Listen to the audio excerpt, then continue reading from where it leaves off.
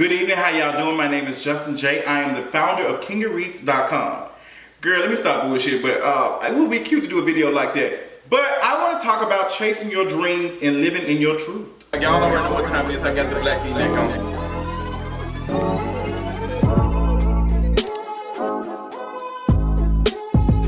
So the conversation sometimes is, Justin, how did you know, to choose this? How did you know to do that? Like, how did you know? Like, what made you move to Atlanta? What made you keep pushing, even though all the obstacles and stuff you've been through? I honestly can't tell your ass, honestly. But I will say for me, and I think everybody's situation is completely different. For me, I've always felt like I was destined to do something more. Something more. And when I say that, I'm speaking of what the things that we say, this is how it's supposed to go. You're supposed to have you're supposed to go to school, straight out of high school, go to college, get a degree, come back, find you a job. Some people get taught, get out of high school, find you a good job with good benefits. And I just thought that Justin was supposed to do a little bit more than that. And I did not understand how to do it. And this was in a time where I was, trying to find myself, my sexuality, and getting comfortable in my being. And what made me just continue to push on, like after hearing people say, this is not what you're supposed to do. I've heard that even from my friends, like I've heard friends say, you should move to Atlanta, you should do that. I don't think that my friends necessarily meant it in a negative way. I think they just were trying to be protective and they didn't want to see me lose. And even when bad things happen, but I don't call them bad things, I call them teaching moments. I feel like everything that we go through, no matter, it can be a good teaching moment, it can be a badass teaching moment. Be like, okay girl, like I almost ran that red light and I could've got hit by a bus. Or bitch, I could've got hit by that bus and then got out that car and injured a little bit, but like, girl, let me not look at my phone while I'm driving. Moments like that. So you just take it how you see it. I'm not necessarily sure how to tell someone to believe in themselves, but I will say this. Sometimes you have to be able to make a determination if a person is giving you positive information or they're trying to protect you. And sometimes some things don't be mutually exclusive. Sometimes somebody's trying to tell you something because they want to persuade you to do what they're doing. Sometimes you have friends, my friends had a conversation about that last night, where some people don't want you to do something differently from what they're doing. Some people, girl, you're moving a little too fast, honey. What's the tea? Like, stay down. We need to have the same job. You don't need to go to school. You need to be focusing on your child. No, girl, I need to be focused on my child and going to school at the same damn time. But some people don't want to say that. Some people, truly believe misery truly does love company. And let me tell you, moving to Atlanta, Georgia taught me that. Moving to Atlanta, Georgia on a hope and a dream, and things were truly not what they seemed. I just thought that I was gonna move here, this was gonna happen, and this person was gonna do that for me, and this person was gonna do that for me, and then that person was gonna look out for me. Oh girl, bye. But I rolled with those punches and I realized who is truly my friend, who is supporting me, who wants to really see me do things, and that's going to happen. Sometimes you got to be able to see, is this person really truly trying to help me, or is this person trying to keep me grounded because they don't want me to necessarily do better than them or do this and that? And that goes through so much. That can be your person that you work with at your job that's discouraging you about applying for a position with better pay. That can be with somebody saying, you know what, y'all in the same class, and you saying, you know what sis, this ain't my class, I don't like this class, and I'm just not feeling my major no more, I want to change it.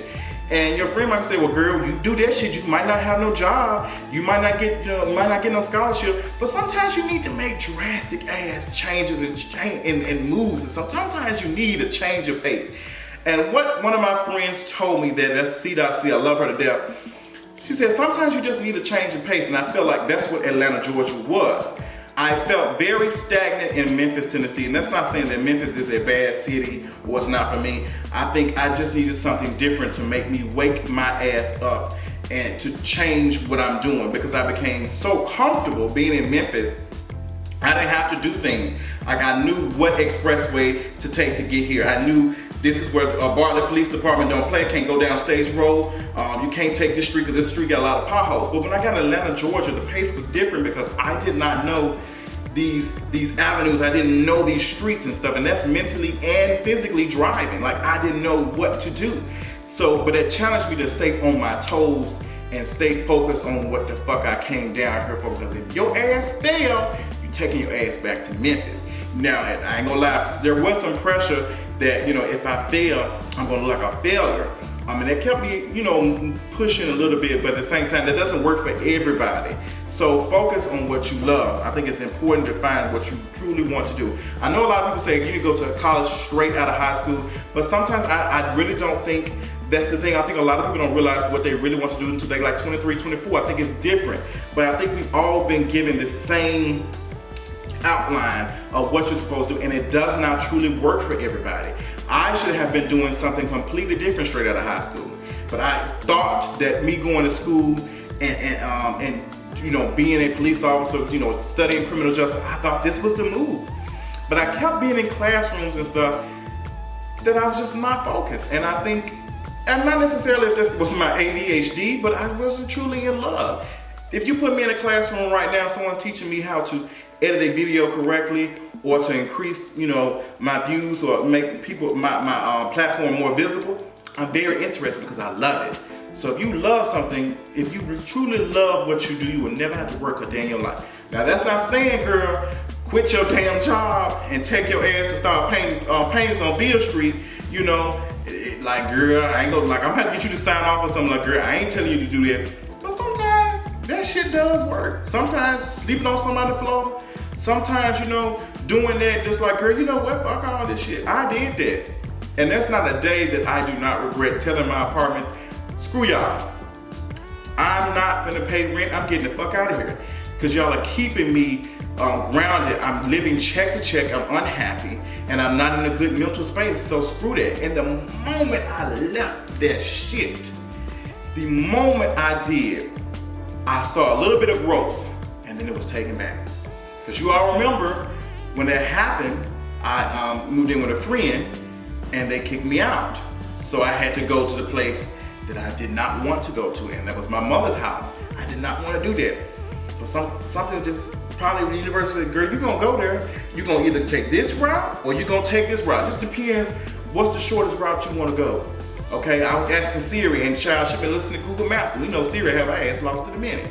So, ended up staying with my mother and my father and reconnected that bond with my mother and father, and they cussed my ass out for several shit that I didn't want to hear about. But that connected me with them and with my kids and made a build a relationship with my brother once again. So it was important for me to do that. I think that we're sometimes destined to do something. I think sometimes we just want to deviate from the plan. And that's not necessarily what society's plan is, it's what the universe might want you to do. I say the universe because that's everything. That's all these light bulbs, that's this damn camera, all of that shit, all these images and shit. It might be something different for you. It might be God, it might be Allah, it might be all that, honey, but all that. Pay attention to that. Pay attention to those energies. Those energies are important to you. And sometimes listen to your inner spirit. I feel like we're all connected. We all know, like we feel something. We feel something different. Like, girl, something's pulling me. This force is pulling me. There are no Star Wars teas, but this force is pulling me and pushing me in this direction. So I feel like being a content creator was always destined for me because I love to make people laugh and I love to entertain people. But I wasn't sure if it was a way to do that and make a living. Even if it was just enough for me to just be comfortable. I think that's important. We always say, you know, there's this saying that's saying, you know, sometimes folks are comfortable making a certain amount of money. They don't have to have all the riches in the world. They're very happy. And I see that with my mother and father and these kids. These kids are very happy. But you would think if they were in a huge, huge house and all this other space, they would be happy. But that's not always the case. That's not always the case. I think sometimes we need to be appreciative of the stuff that we do have so we can get something greater. And I think I had to go through that. So believe in yourself, believe in everything that you create. Do not ever get to the point, I'm gonna have to say that so many times, that you are mass producing any damn thing because you will get burnt out. That's a YouTube 101. Don't burn yourself out. Put out some shit when you're excited about it. No matter if it's written content, if it's visual content, audio content, don't be putting it out just because. Stay consistent, but stay realistic and putting some stuff out that is real. Do not get your ass in front of this damn camera or for that damn mic and putting stuff out because you want to make some money or you want to, because it's not going to happen like that. Just got through watching a video of somebody talking about that recently and saying, do what you love. And sometimes when money is thrown in your face, I think sometimes we just want to mass produce things, and it's not always the case, because a lot of people can tell when that shit is not genuine. So back to following your dreams, believe in yourself, and sometimes trusting the energies that you have been given since birth. Your parents, whoever, your mother, when she gave birth to you, she gave you some energy. The universe came together and they brought life to your ass. You are here existing.